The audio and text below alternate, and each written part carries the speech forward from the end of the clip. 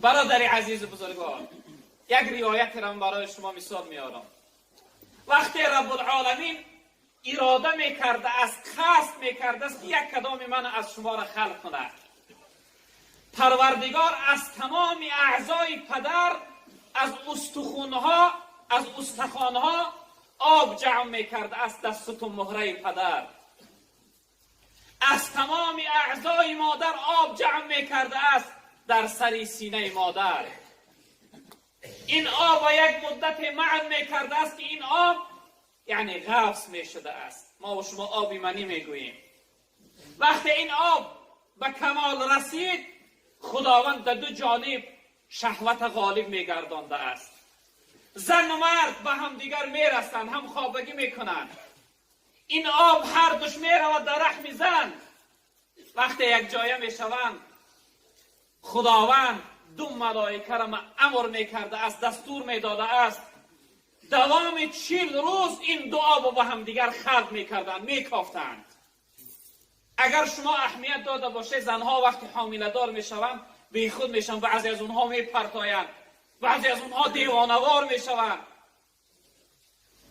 بعد از حامله دار شدن شد. به چه خاطر؟ به خاطری که درون شکم اونها آرام نیست.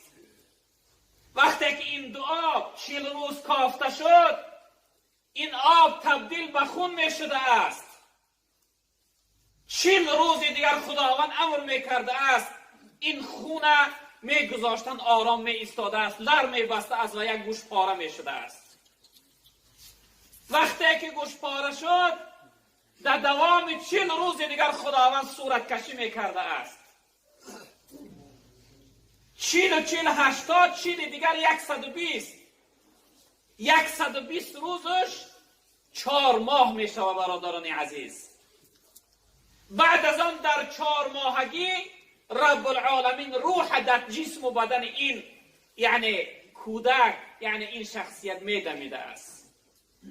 و نفخت فیه من روحی، رب العالمین میگه ما از روح خودمان در جسم و قالب و بدن این انسان دمیده ایم. برادر عزیز بزرگان، ببین که این کار رب کرده ساده است. خلق کننده خالق من و شما کرده ساده است. وقتی که روح در بدن ما میدمیده است، انسان در سین 4 سالگی در رحم مادر جان در بدنش بوده است. از 4 ماهگی تا 9 ماهگیش خداوند بر ره ناف هر چیزی که مادر یعنی میخوره از او غذا به بدن انسان غذا میبرده است. به چه خاطر؟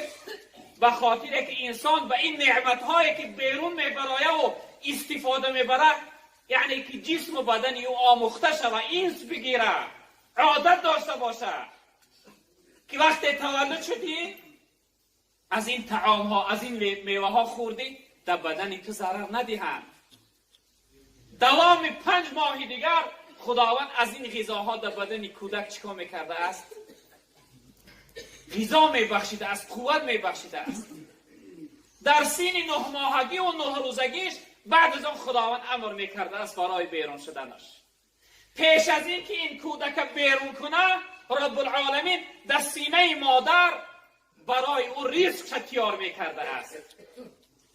بدید چی میگه؟ میگه غمی روزی مخور، باطل مکن اوراق دفتر را، که پیش از طفل خالق پر کند پیستان مادر را. برادر عزیز، غمی رزق تا نخور. غمی رزاق تو الله است. وقتی تو در دنیا نبودی، پیش از دنیا آمدنت در سینه مادر از بین خون و زرداب برای تو شیر سفید پیدا کرد.